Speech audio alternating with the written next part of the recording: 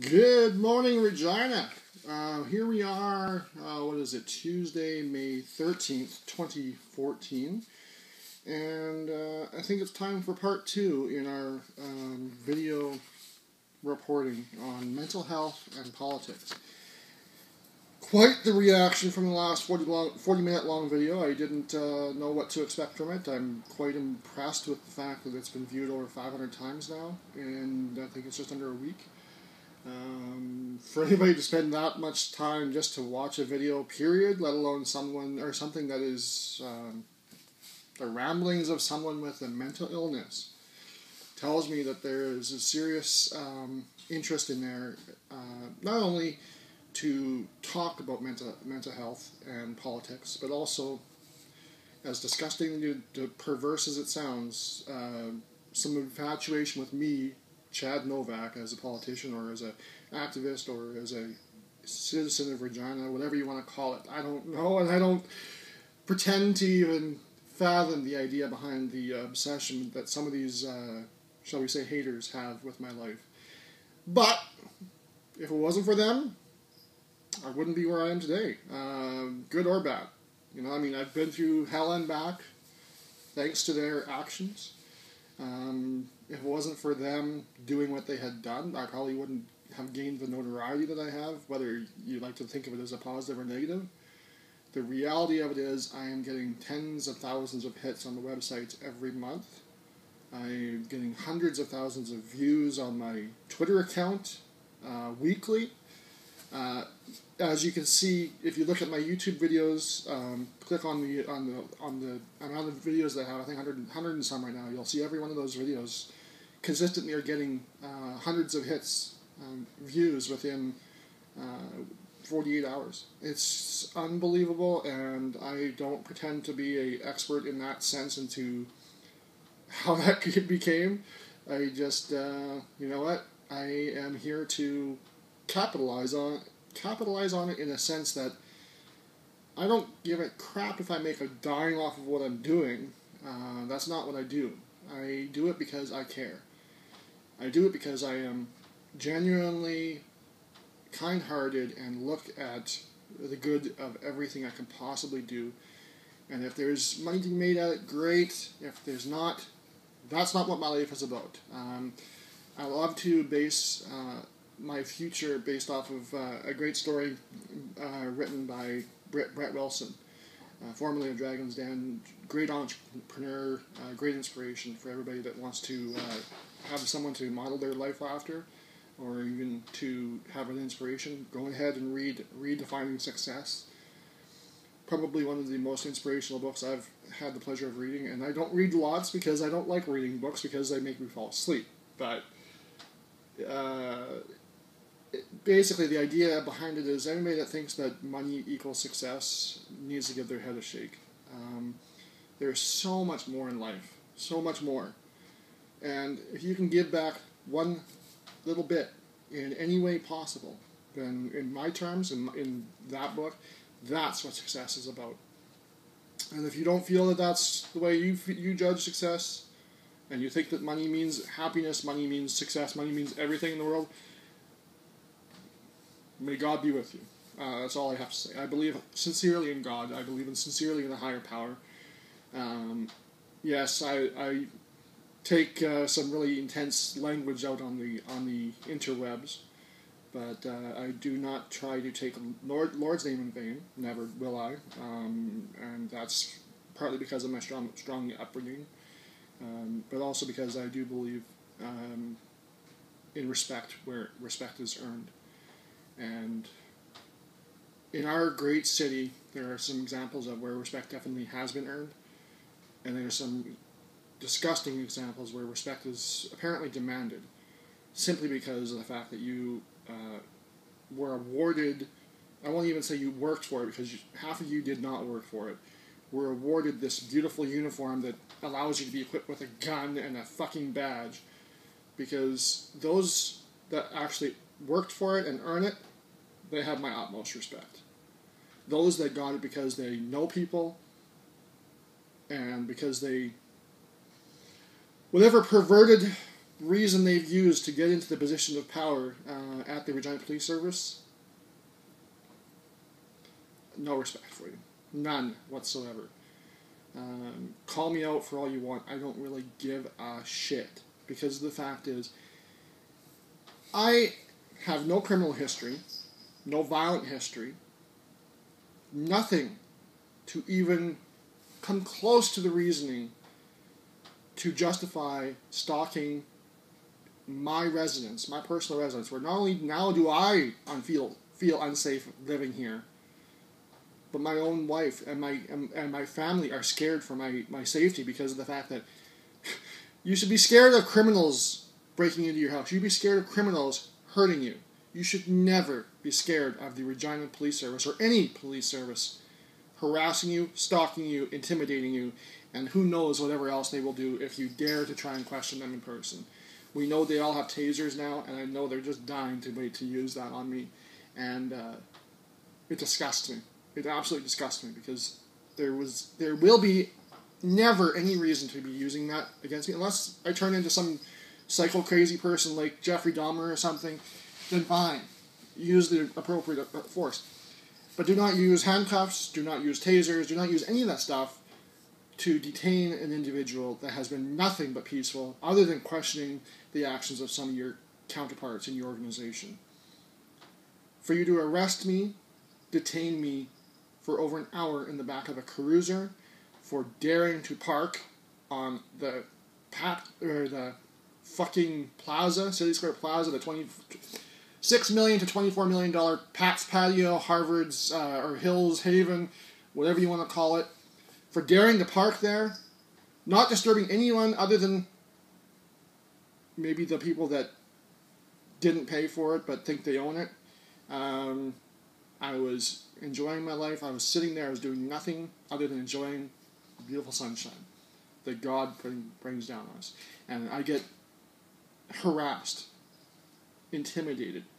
It's on video. I've only released a portion of the video because that's all that the public needs to see right now to make an informed decision. If I put the entire video on there, you'd be absolutely disgusted. I don't want to give the RPS a bad image to the point that people distrust them so much. I want to give them, and I've given them plenty of opportunities to get a better PR, a better public image, a better trust in those that pay their salaries, and in those that entrust them in $60-some million of our tax dollars each and every year to protect and to serve us, not to harass and intimidate us. So, and I've talked to Elizabeth Popowich, Inspector Bob Ray, both basically next in command in terms of, other than Chief Troy Hagan, in terms of how to manage the PR, the public image of the Regina Police Service. Both have been pretty arrogant and pretty ignorant towards anything I've ever offered them, and that's their choice. I've told them straight up, and I'm not afraid to say this. I've told them straight up. Either you work with me and you work to make a better public image of yourselves, or you work against me, and I will do everything in my power to make you guys look like the criminals that you are. Because there are some people in that organization that should have been locked up long ago.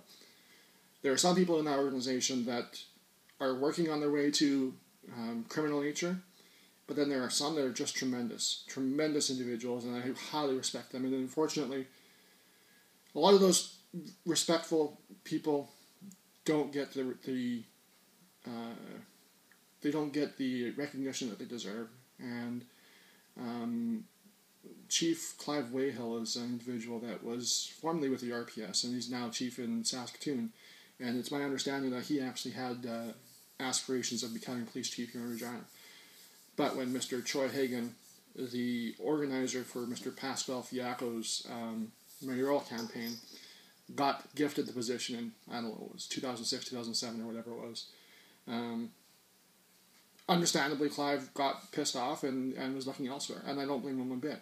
I don't know him from a hole in the ground, and from what I've seen publicly, he looks like a decent guy, and he looks like he would have been a tremendous police chief here, but unfortunately, the system worked against him. That is one of the many reasons why I work to expose the corruption that happens within our city hall and within our province, within our city. Nobody deserves to be treated like that. Nobody.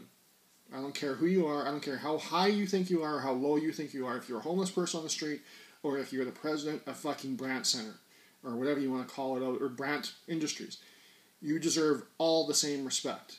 And you all deserve the same treatment for your tax dollars. And if it takes one individual to go out there and dare to speak the truth, so be it. I will tell you this, that it isn't just one individual. I'm the only one that's willing to put my face to it, and I'm fine with that. There are so many great individuals behind me that are scared to put their faces on camera, or are scared to talk about things because of the fact that their jobs have been and will be threatened once again. They're scared to even come public with the information that they have, even anonymously, because they know how the system works. I mean, we've seen it with the Dolphin Swim Club situation. No matter how anonymous you think you're going to be, they will work their ass off to identify you and destroy your life. It disgusts me that this would ever happen in any organization, anywhere in the world, let alone in little old Regina, Saskatchewan, Canada, at a police force that is given hundreds or tens of millions of dollars annually of your tax dollars to allegedly look out for the public safety. This past week, some really disgusting facts came out, and it's only the tip of the iceberg in terms of exposing the corrupt and dirty practices of Chief Troy Hagan. Back in November 2013, or earlier than that, I don't know how long ago it was, thankfully some individuals shared through social media that they were tipped off from the chief of police at that time that there was a serial killer going around North Central Regina. Because they dared to expose it on social media, which social media can be a tremendous asset if you use it right, and that was an example of where they used it right. Troy Hagan comes out to the public and says that no, there's no serial killer. There's no evidence of that. We have no that we. He went so far as to say that basically calling these people liars, and what they had stated was that Troy Hagan would cover this up until after the Great Cup, because God forbid we should have truth out there and a possible negative image for people that are coming into our fair city to take in festivities, because they may get murdered. Yes, granted, there are not random situations necessarily. These are unfortunate situations of extremely vulnerable individuals who happen to have to get into the life of prostitution or what have you because of the social lack of social support that systems that are out there that force them into that life. Nobody goes into prostitution voluntarily. Nobody. Anybody that thinks that needs a swift kick upside their fucking head because they need it. I'm not even going to get into that. Then you add into the fact that these poor Aboriginal women who are already being treated like shit in our country, and that you have a national movement to try and stand up for these missing and murdered Aboriginal women, and here we have it happening in our own backyard, and we have an ignorant police chief that pretends that it's not going on, until months later he's outed and said, oh, by the way, yeah, we might have a serial killer in our hands. But it might meet the technical definition. Fuck you, Troy Hagan. If you have the audacity to pretend it doesn't exist, and then go on the audacity to say, well, you know, it might meet the definition. If he's convicted, we don't know. Bullshit.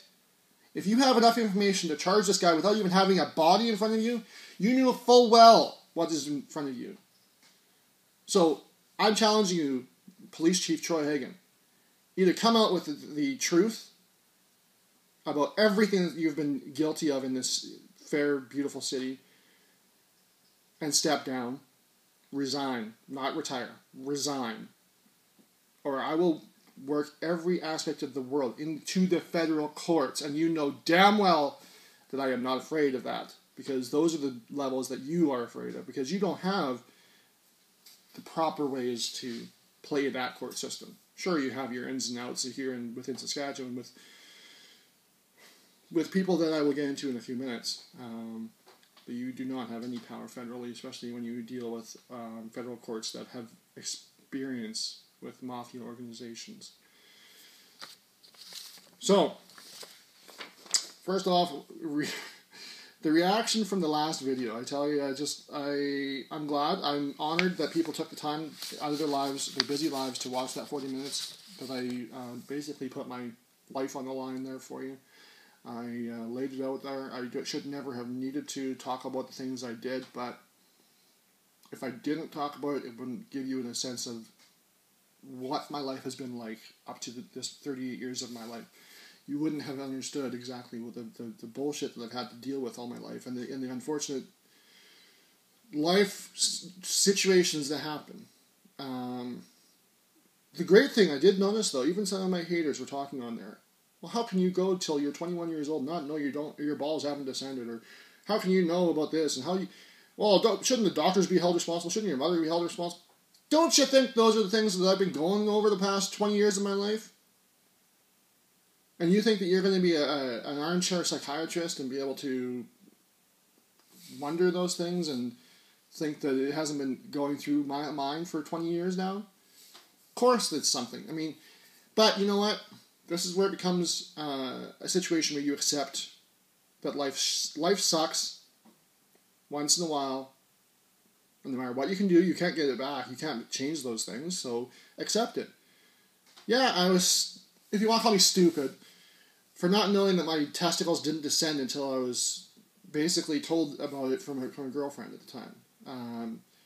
Unless you are a sick, perverted individual who watches porns 24/7 until you're 21 years old, you're not going to be going and inspecting other people's dicks to try and figure out exactly, well, how come mine doesn't look like that? Or what goes through your mind to think that's even what guys do? I mean, maybe girls do it, I don't know, with their boobs or whatever. They think, oh, she's got nice tits and I don't, whatever.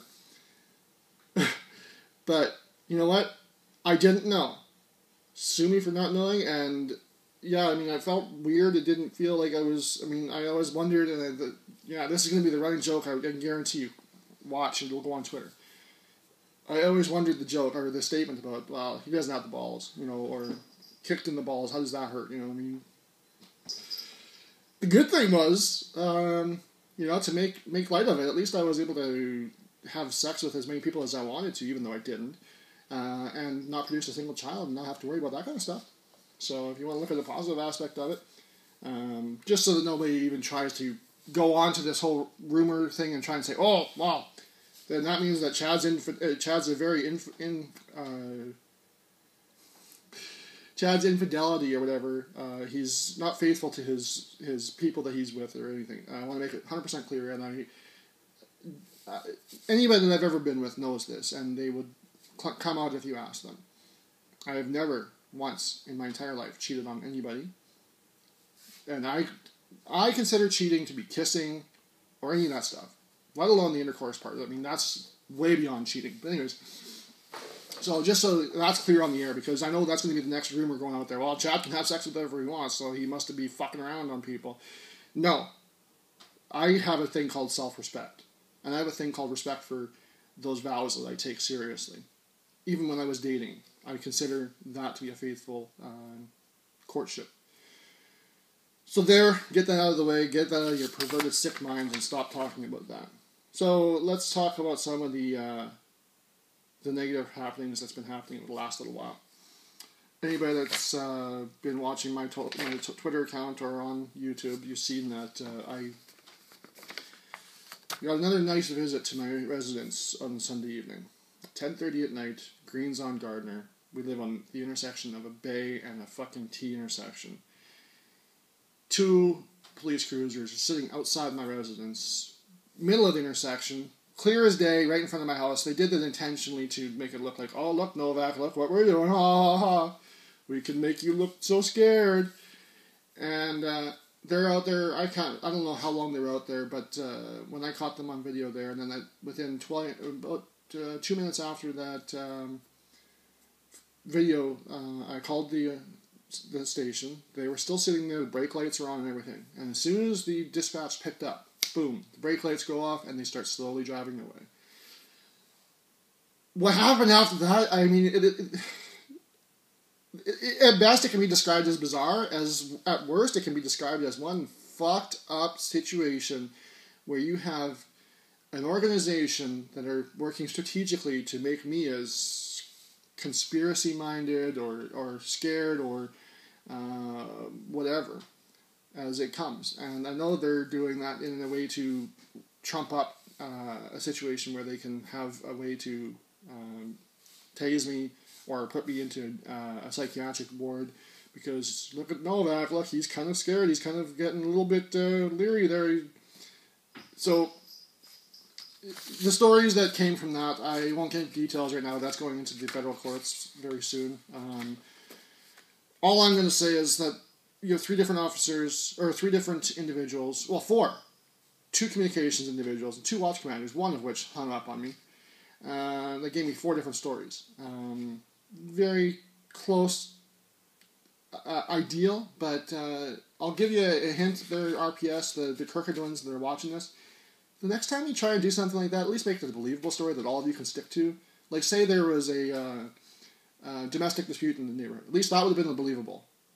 You know, and I guarantee you that'll be your next accused. But for you to make the extent that it was a traffic accident in my general vicinity based on the signal that was sent from a distress call from an OnStar-like equipment device in our general area, wow!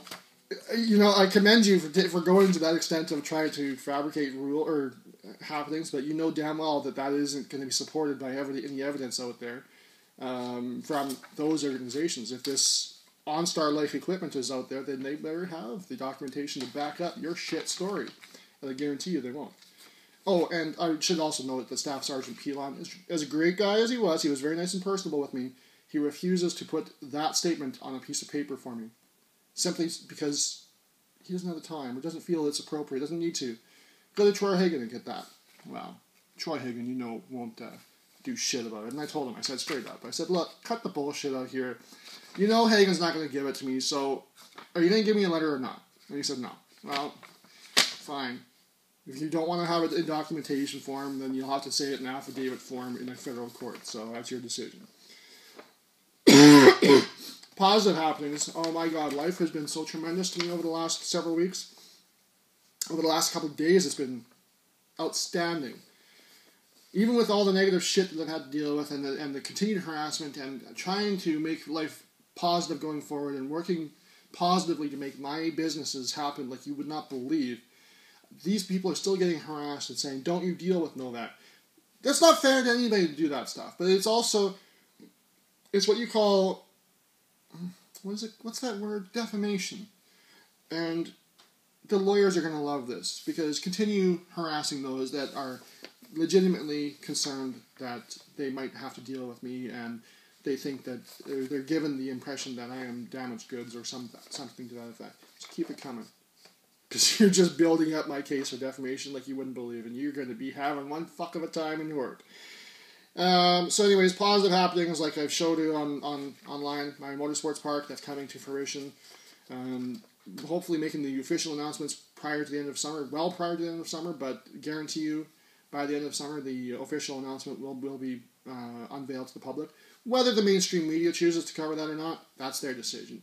I've got other ways of getting that information out there, and they know full well what that is. So, my business, I got 2 businesses that are going right now. 3 businesses. Oh, hell, I've got a whole shitload of businesses. Because you know what?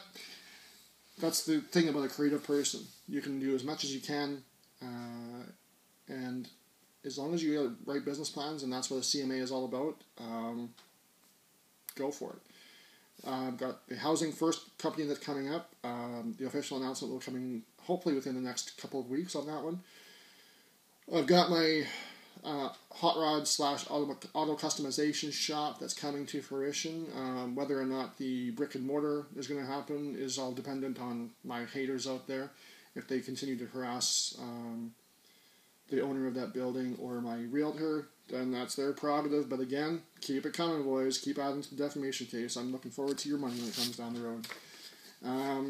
And what else? And a couple of great other things. An invention that literally came across my lap over the last couple of weeks, and a great gentleman that I spoke with. I'm not going to release any details until the time is right, because fuck you if you want to try and get in on that deal. You had plenty of chances in the last 18 months to deal with that. My production company, my Prairie Soul Productions, that's going as tremendous as can possibly even be fathomed. I can't wait to announce the next stage in that sense. I want to go through quickly here. I'm going to try and keep this broadcast to 30 minutes today. Some interesting situations. I know that I've put kind of tidbits here and there about the YQR Mafia and the shit they've had to deal with over the last 2 years. Long story short, and you know, like my long stories don't end up that short, but basically 2 years ago, 2 years ago this week, I made that big revelation that Mark Rathwell harassed me and I went to get a restraining order against him. Of course, when you go to the Regina Police Service and he has control over them, do you think they're going to give it to me? Whatever. The fact of the matter is, the guy was a dirty little piece of shit scumbag, and he felt it was in his place as the mayor's executive assistant to harass a taxpayer. Whether or not he's a mayoral candidate should not have any relevance, but that's beyond. So since then, and it's stated straight up on my live video stream, and that's why I love live video streams, because anything you say can and will be used against you in a court of law. Where he basically stated about if this is about me defaming him or making his life a living hell, then he's going to be doing the exact same thing to me. And Rathwell, if you're watching this, and I know you're going to be doing it because you just love watching my life, even though you pretend it's not that big a deal, go back and watch that video. Listen to what Chris Hodges says. You're going to be blown away. And you bet your ass that's going to be used in federal court. So, well, because I would go to the Court of Queen's Bench, but you won't let that happen. So we'll play the games the way the big boys know how to play. So anyways, that was the beginning of the end with that bullshit. I've been dealing with that for the 2 years since. YQR Mafia members, I've got members of the media that have been further beyond where I even imagined any reputable individual would ever even gone. The most recent revelation was this past week for this defeatdepression.ca movement, which I wasn't even an organizer of. All I was a participant. I donated to it. I was helping to try and raise funds for it, but I had nothing to do with the organization of it. But Miss Raquel Fletcher with Global Regina, one of Melissa Fiacco's good friends apparently, had this obsession that, hey, if Novak's dealing with it, we don't want to cover it.